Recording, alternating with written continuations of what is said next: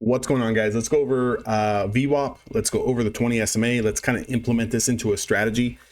Let's do some back testing and see if there was a potential way where we could have caught and made a little bit more money using this particular chart setup. Now, again, I teach, a number of different strategies. Some of them you guys are familiar with. I try to keep all of the strategies, very basic, very clean, very easy for a new trader or anyone to kind of understand and process. So again, I've talked a lot about strategies. I've talked a lot about different things that you can do and different ways that you can create a little bit of an edge, because that's realistically what a strategy or building a strategy is all about. It's about creating an edge, and then it's about taking those trades so you can back test them and have a series of data, have a block of trades where you can kind of go back and analyze and see, where you can kind of fix your take profits, where you can kind of adjust your stop losses. And then that way you can build something that's comfortable for you. You guys don't have to trade the exact way that I trade. There's thousands of different ways where you can kind of pick entries. And I really want to focus more on 2024 on the development of a trader's mindset and the development of your own emotions, more so than the trading strategy. I'll definitely get into kind of teaching more tools, but the most important thing, and I want you to remember, anyone can give you a strategy. Anyone can create you a strategy for free. You can learn a strategy for free. What you can't learn for free is market experience. What you can't learn for free is discipline. What you can't learn for free is being held accountable. Having a trading partner, having a coach, having a mentor, all of those things are going to cost you something, if not time, money. So it all depends on you, how fast you want to cut your learning curve down. But let's just kind of go ahead and get into it. So off the open today on the NASDAQ 100, we shot up right out of the gates. Essentially went up for about an hour, 45 minutes time. Now, this trade, this setup pretty much left a lot of people unless you were in right off the gates, but I want to show you some areas that you could have entered.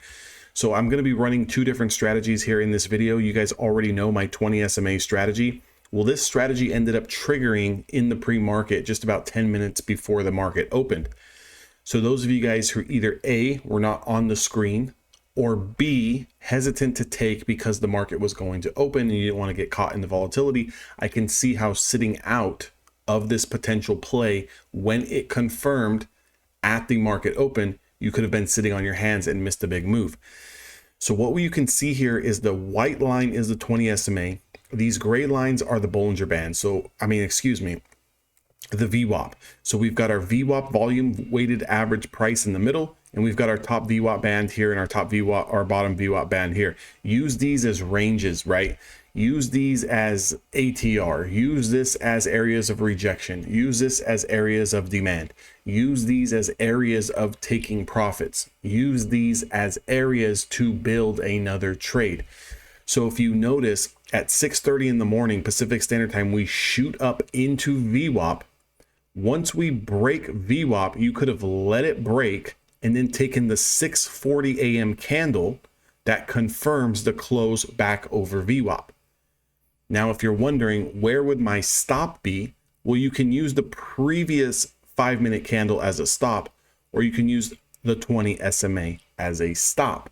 Now, what you're going to use as a stop is all going to be dependent on what your risk tolerance is.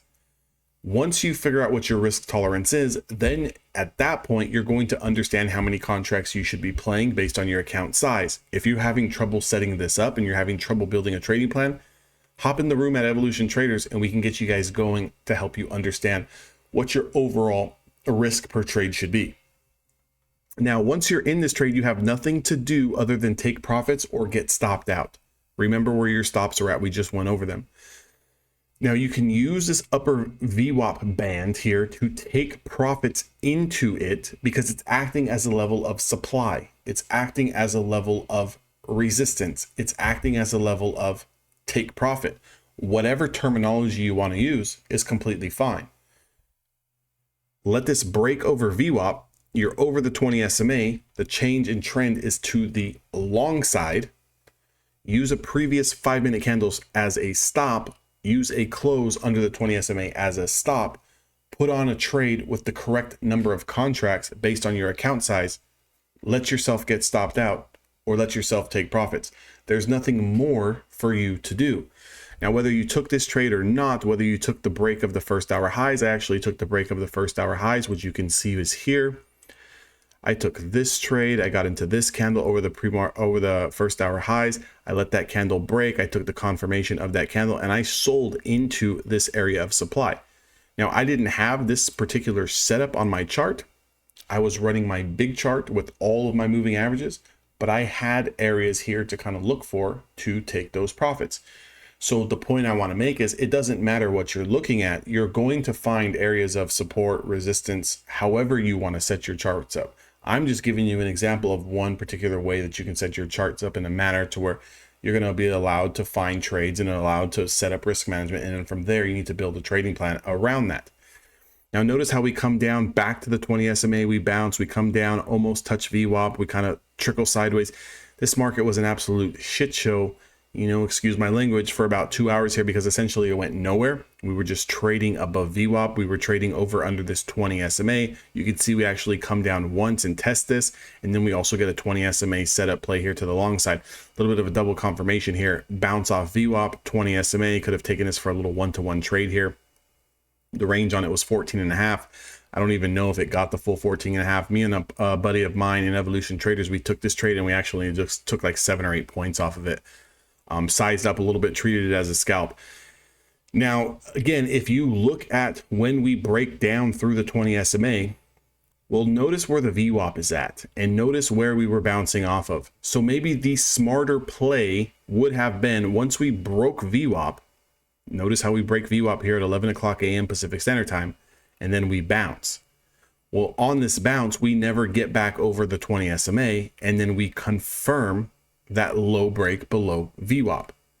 So your entry could have been anywhere here or anywhere here. What would your stop be? A close over the candle that breaks below VWAP. Does that make sense? Or a close when price action breaks or closes above the 20 SMA. Now you may be thinking to yourself, well, which is my stop loss? Well, you have to ask yourself that. What would your stop loss be based on how much money you want to lose? Because maybe you're only comfortable losing $50, so you're going to have to adjust your contract sizing to be able to lose $50 on either a close back over this candle or a close over the 20 SMA. Maybe someone's comfortable risking $500. So maybe you can take more size and give yourself a bigger stop loss, maybe up to the swing highs. Is there a right or wrong way to set a stop loss? Of course not. Setting stop losses comes on technical or structural damage or support on a chart. And then your risk gets tailored into how much points are in that potential stop loss. Does that make sense? So you can't just tell yourself, well, I'm going to get in below VWAP and I'm going to set a 10-point stop loss. Well, is a 10-point stop loss equivalent to technical damage on the chart? Is it a previous swing high? Is it a close over the 20? Why a 10-point stop loss? Why not a 5-point stop loss? Why not a 12-point stop loss? You have to know where you're putting your stop loss. And then once you figure out where your stop loss goes, you adjust your sizing, you adjust your leverage, you adjust the number of contracts you're going to play. Does this starting to click? Is it starting to, are you guys picking up what I'm laying down? So in this particular situation, if you were to get in on the confirmation below VWAP, it's also an active 20 SMA play. Ring, ring, ring. Does that ring a bell? So if you get in on this play here, based on looking at this chart, where do you think you should take your first set of profits? Well, maybe at the next level of demand. If we just broke one level of demand, we trade down to the next level of demand. In this particular case, if you would have done that, 17,020 all the way down to a price of 16,970. So you would have made 50 points on this move. Now, of course, it did go a lot lower. And of course, you could have sold and took a partial here and held a runner and used break even as a stop and captured more. But I'm not even going to get into that because half of you guys did not even identify that there was a move here at the end of the day.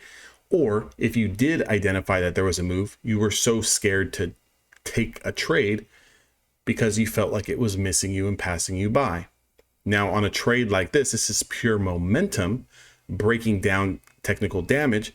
I myself did jump in, okay, to this trade, but took it for a small ride, took $30 on the move. Nothing to write home about, nothing to brag about, nothing to be too excited about. Because I had already had a trading rule that after I took this trade, I did not want to take any more trades. But the momentum was so strong and the price was sinking so fast, it was almost impossible to not jump in on the parade, if that makes sense.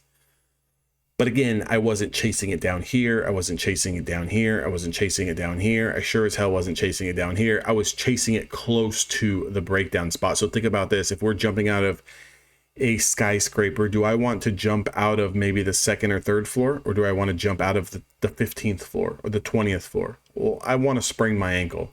I don't want to snap my neck, if that makes sense. So again, is it the strategy or is it the operator behind the strategy that's not making things work? Is it you not having risk management in place that's not making things work? Is it you not understanding how many contracts you should be playing that's not making things work? Is it you using a strategy and then it not working and you bouncing to another strategy, the reason why it's not working? What is the reason why your trading is not working? We need to identify those things. We need to correct them. We need to fix them. We have a new year coming up. We are not trying to go into 2024 and making these same mistakes that you made in 2023. Let's fix these mistakes so we can have a much clearer conscience, we can have a much clearer outlook, and we can allow ourselves to be less stressed and actually start to make some money in this market. This business shouldn't be stressful. This business shouldn't be, although it is stressful, it shouldn't feel like it's a daunting task. Let's have some fun with it. Let's get excited. Let's take some trades. Let's make some cash. We lose some, we win some. We lose some, we win some. At the end of the day, we protect ourselves, we manage our risk so that we come out on top. I hope this makes sense. If it does, like, comment, subscribe. If you want to trade with me and the team, the link is down in the description box below for the mentorship. I'll see all of you guys on the next one.